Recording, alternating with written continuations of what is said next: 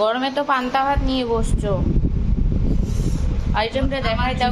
জল পড়তেইছে।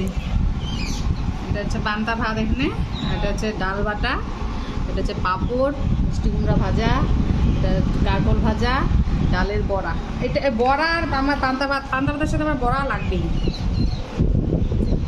ওহো, কি স্বাদের খাওয়া রে ভাই, এই খাওয়া।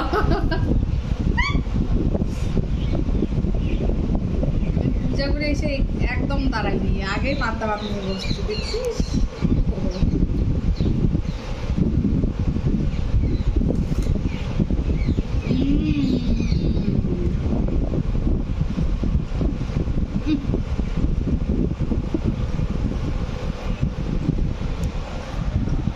Wow.